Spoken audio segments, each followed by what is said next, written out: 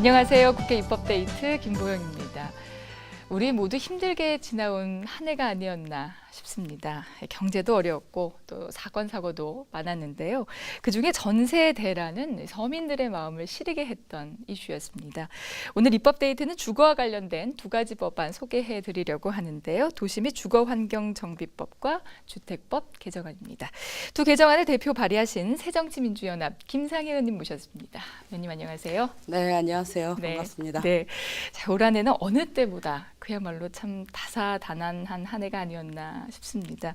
의원님께서 올 한 해 어떻게 보내셨는지 한 해를 마무리하면서 의정활동 소감 한 말씀 부탁드릴게요. 네, 뭐 국민들과 똑같은 그런 느낌일 것입니다. 올 한 해는 정말 어렵고 그리고 또 굉장히 슬펐던 한 해다. 그렇게 생각을 하고 있는데 교수신문에서는 올해의 사자성어로 지록위마를 들었더라고요. 그래서 그 사슴을 가리키면서 말이라고 한다. 네. 어떻게 보면은 그 국민들의 눈을 가리고 진실을 은폐하고 그리고 지금 현재 뭐 그런 국정을 농단하는 이런 여러 가지 상황들을 가리켜서 하는 말이 아닌가 싶은데요.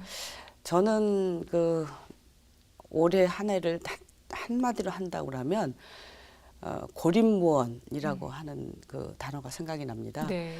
우리 국민들이 경제적으로도 너무 어렵고 여러 가지 사건 사고로 정말 가슴이 아팠는데 네.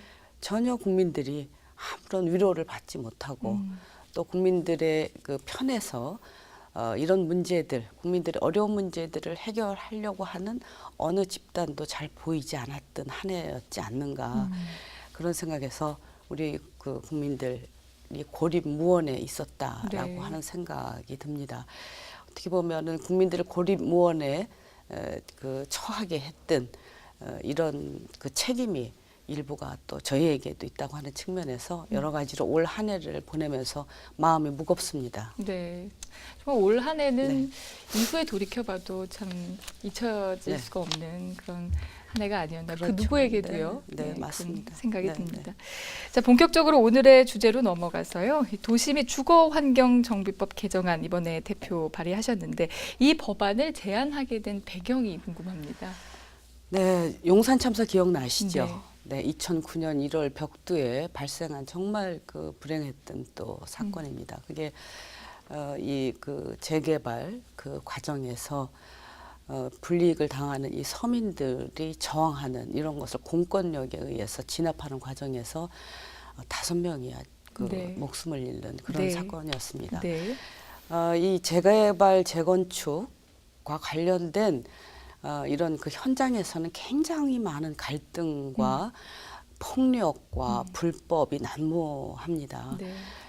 이 부분은 사실은 이 재개발이라고 하는 것이 굉장히 규모가 큰 사업입니다. 네. 뭐 조 단위부터 시작을 해서 한 1000가구만 하더라도 네. 몇천억이 되는 사업입니다. 그런데 이 사업들이 대개 그대로 민간에게 그 사업 주체들에게 그냥 맡겨집니다. 네.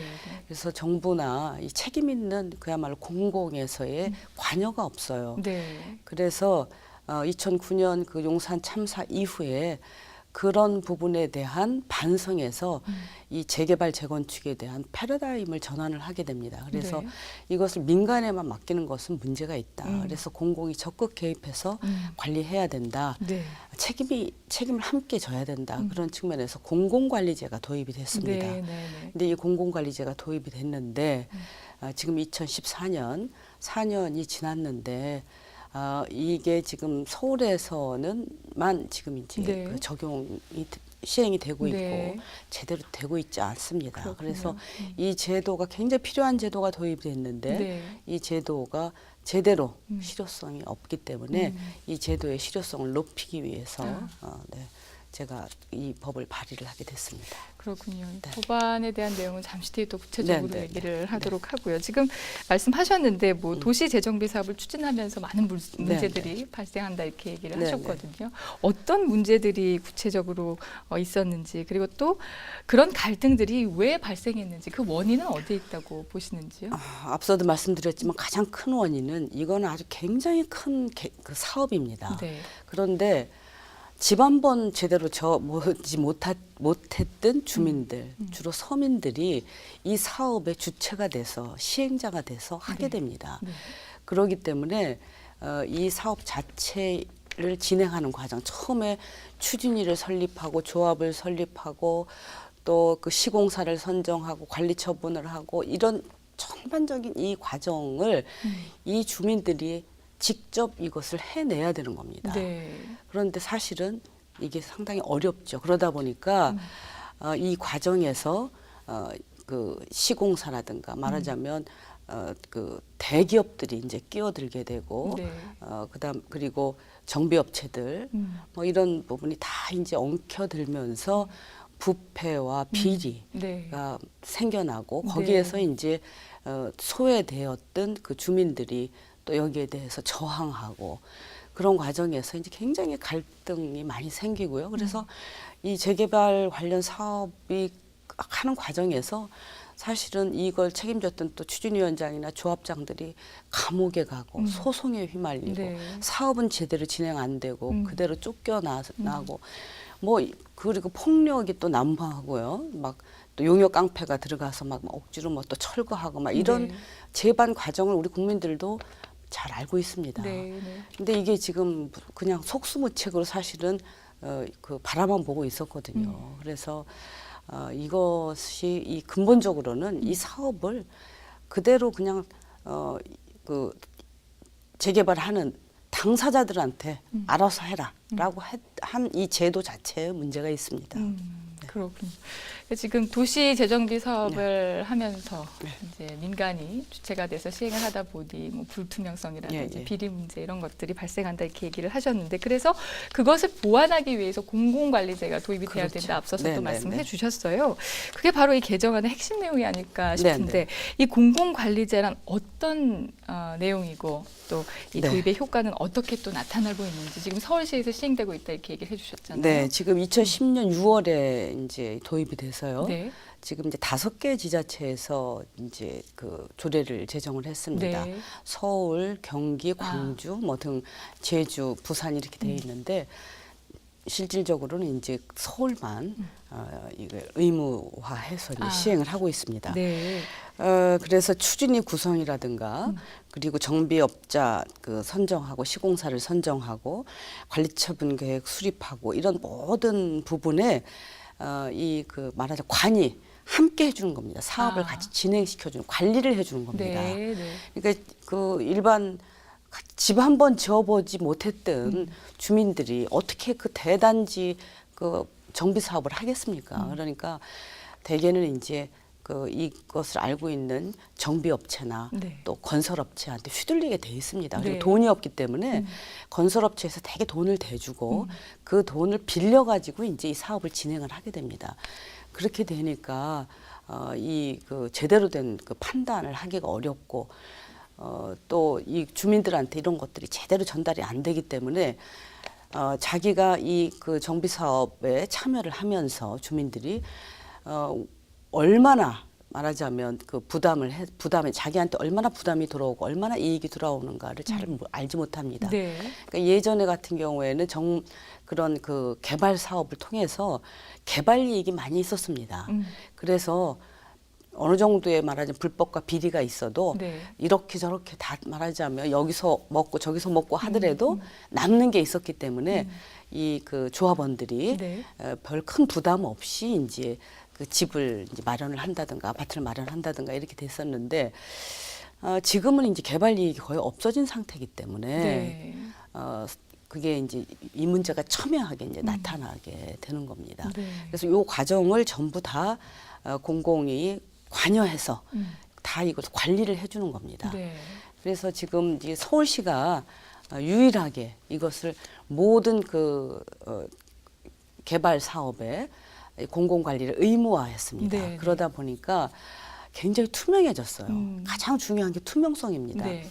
이게 이제 그 이 사업을 하는데 얼마나 돈이 들고 그리고 우리가 얼마나 부담을 해야 되고 네. 얼마나 이익이 되고 뭐 이런 것들을 제대로 알아야 되지 않겠습니까? 그렇죠. 그러니까 이런 그 또 시공사 선정은 어떤 과정을 거쳐서 했는가, 또 설계는 어떻게 되어 있는가 네. 이런 것들을 아주 투명하게 밝히는 이 투명성이 높아졌고 그걸 보고 이제 우리 주민들이 자기네들의 그 판단을 이제 하게 되는 거죠. 그래서 그런 그 투명한 공개적인 그 공개성, 민주성 이런 것들이 이제 이제 확보가 되니까 이 부담이 줄어들었어요. 개발 비용 자체가 한 8% 정도 서울시의 경우 줄었습니다. 네. 줄어들어서 8%라고 하면 엄청난 겁니다. 보통 요새 집 한 채가 이제 들어갈 때 한 3억 정도 되는 집들을 이제 기준으로 볼 때 8%다 그러면 네. 2,400만 원입니다. 네. 절약이 된 겁니다. 네, 네. 그래서 이 공공관리제라고 하는 게 거기가 이 사업이 투명하게 되다 보니까 훨씬 더 절약이 되고 그리고 비리의 그런 그 여지가 없어지고. 그러니까 이제 지자체장이 이제 사업의 시행 과정을 직접 지원하기 그렇죠. 때문에 네, 네. 보다 투명해지고 그렇죠. 말씀하신 대로 비리도 네. 줄어든다 이런 말씀인데. 투명성, 네. 민주성, 네. 이런 경제성 이런 것들이 다 확보되는 거죠. 그런데 지금 그 서울시가 의무화하고 있다 유일하게 네, 이렇게 네. 말씀해 주셨는데 네, 이 공공관리 사업을 의무화하느냐 임의제로 하느냐 이것에 대해서 행정당국과 또 건설업계 생각이 좀 다른 것 같아요. 그래서 의원님의 생각은 그러니까 다 네. 의무화해야 한다 뭐 이런 그렇습니다. 거죠? 지금 이 공공관리제의 경우에는 지방자치단체의 경우에는 네. 이것을 시행하기에는 돈이 듭니다. 아, 말하면 관리하기 위해서는 돈이 들지 않겠습니까? 그렇죠. 그러니까 지금까지 쓰지 않던 예산을 써야 되기 때문에 다른 그 조례를 제정한 그런 그 지방자치단체들도 의무화하지를 않고 있기 때문에 네. 이게 진행이 안 되고 있습니다. 그러니까 지방자치단체는 돈이 들어서 이게 지금 하기가 어렵고 네. 그다음에 이제 건설업체나 정비업체들의 경우에는 그동안 자기네들 재량이 굉장히 많았단 말이죠. 네. 이것을 네. 주로 이제 조합이나 추진위 쪽 사람들 말하는 집행부하고 이렇게 적당히 하면 잘 이 사업이 진행되던 것이 이거 투명해지니까 여러 가지 요구 사항이 많아지고 네. 그것에 대해서 까다로워진단 말이죠. 그러니까 건설사나 또 이렇게 그 정비업체들은 이 부분에 대해서 네. 좀 불편해하는 거죠. 말하자면. 네. 네, 그래서 그러다 보니까 이게 이제 확대가 안 되는 거예요. 네, 그래서 제가 법을 낸 이유가 네. 그러기 때문에 이것을 제대로 이제 확대 시행할 수 있도록 네. 첫 번째는 의무화해야 의무화. 된다. 네. 두 번째는 여기에 들어가는 비용, 네. 그 비용을 지원해 줘야 된다. 네. 네, 그래서 국민주택기금 지금 아. 이제 주택 그 도시재생기금으로 바뀌었는데요. 네. 거기에서 지원을 해줘서 네. 이 사업이 지방자치단체에서 자기 그 지역에서 생겨나는 그 정비 사업들을 제대로 갈 수 있도록 그리고 그걸로 인해서 주민들 간의 갈등이 줄어들도록 해야 되고 그것을 또 비용도 줄여줘야 되지 않겠습니까? 네, 네. 그래서 공공의 의무를 다해라 하는 것이 제 법의 취지입니다. 네. 그래서 지금 도시 및 주거환경정비법 개정안의 핵심 내용 이제 두 가지로 이제 정리를 해 주셨는데 네, 이제 네. 첫 번째는 공공관리제, 네, 그 네. 두 번째 내용이 다시 한번 정리를 해 주신다면은 그 기금을 주택 네, 네. 그 국민주택기금에서 국민주택기금을 지원할 수 있도록 네. 한다고 하는 게 이제 네. 크게는 공공관리제의 네. 그 실효성을 높여주고 확대해주는 그런 거고요. 그렇군요. 또 네, 다른 네. 뭐 세부 예, 예, 항목들은 있습니다. 네. 지금 보면은 추진위원장이나 조합장들이 이제 그 추진위나 조합이 구성이 되지 않습니까? 그러면 내부에서 이제 어떻게 보면 갈등이 생기거나 아니면 뭐 사고가 있거나 그래서 추진위원장이나 조합장이 공석이 되는 경우가 있습니다. 아, 거리가 네. 되는 경우. 네. 그런 경우에 이 내부에서 원만하게 해결하지를 못하고 이 그대로 표류하고 있는 추진이나 조합들이 있습니다. 네. 그렇게 되면은 이 피해가 누구한테 가느냐? 거의 다 주민들한테 갑니다. 그래서 지금까지는 그게 그냥 표류하고 있었는데 제가 이번에 이게 6개월 이상 이거를 이제 그 표류하는 경우에는 지방자치단체장이 관리인을 지정할 수 있도록 했습니다. 네, 네. 네. 네. 그래서 이 부분을 다시 잘 네. 그 진행할 수 있도록 정상적으로 갈 수 있도록 임시 이사도 파견하고 네. 하는 것처럼 그렇게 네. 이제 했습니다. 네. 그러니까 뭐 그 이번 그 개정안 핵심 내용은 정비 사업을 보다 투명하게 그리고 네. 또 공공성을 좀 강화한다. 네, 뭐 네. 이렇게 정리를 할 수 있을 것 같습니다. 그리고 이제 그런데 예. 두 가지가 또 있는데요. 네, 하나는 네. 정보의 공개입니다. 아, 근데 제일 조합원들이 답답해하는 게 네. 도대체 이 정비 사업이 어떻게 진행이 되는지, 뭐 설계나 그다음에 뭐 이 지금 전반적인 건설 그 건축비가 왜 어떻게 이렇게 됐는지, 네, 뭐 네. 시공사하고 관계나 이런 부분들에 대해서 답답해하고 있는데 네. 그 정보 공개가 잘 안 됩니다. 아. 그리고 뭔가 바뀌었을 때 이 사항이 내용이 바뀌었을 때는 그때 공개를 해줘야 되는데 공개를 잘 안 하거든요. 그래서 그것 때문에 이제 갈등이 생기거든요. 그래서 관련 자료들을 정확하게 이제 공개를 하고, 그리고 네. 또 어떤 경우는 자료를 폐기해버리기도 아, 합니다. 네. 무단으로. 그래서 네. 보존하도록 하고요. 그리고 또 이제 갈등에 또 제일 많이 나오는 게 OS 요원입니다. 아웃소싱 요원들. 아. 그래서 이제 조합 그 동의서, 그 설립 동의서라든가 추진위, 뭐 그다음에 중간중간에 이제 조합원들의 동의를 받아야 되는 사항들이 있습니다. 네. 그런 때 이제 이 OS 요원을 투입해서 동의서를 받는데, 이 OS 요원들이 굉장히 무책임하게 그야말로 실적만 높이려고 조합원들에게 사실은 거짓말들을 많이 합니다. 그래서 이제 어거지로 이거를 받고, 그것 때문에 생겨나는 문제가 많기 때문에 네. 이 OS 요원을 이렇게 그 무분별하게 사용하지 못하도록, 그래서 정비사업 전문 관리업자가 자기네들이 이 OS 요원을 밖에서 용역을 주지 말고 자기네들이 책임지고 이걸 수행하도록 그렇게 네. 이제 했습니다. 그렇게 네. 되면 사후에 책임 문제라든가 말하자면 거짓말, 사기를 쳤을 경우에 정확하게 이제 책임을 져야 되는 거예요. 네. 그래서 주민들에게 정확한 정보를 주고 제대로 판단해서 그 동의를 하든 부동의를 하든 할 수 있도록 아.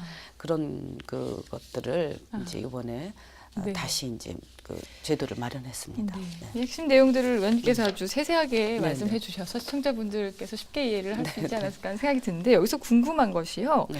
이 공공관리에 필요한 비용을 국민주택기금에서 예, 지원할 예. 수 있도록 네, 개정안에 네. 명시를 하셨다 이렇게 네, 말씀하셨는데, 근데 이 국민주택기금 목적상 형평성이나 네. 또 적절성 네. 어떻게 판단할지가 참 궁금해요. 기준이 근데 있나요? 저는 굉장히 네. 이거는 국민주택기금에서 마땅히 지원해야 될 거라고 생각합니다. 이 국민주택기금이라고 하는 것은 지금 이제 우리 그 나라의 이제 주택 건설을 이제 적극적으로 이제 건설 지원을 하거나 아니면은, 그리고 이제 서민들, 네. 무주택 서민들의 주거 안정을 위해서 쓰는 돈입니다.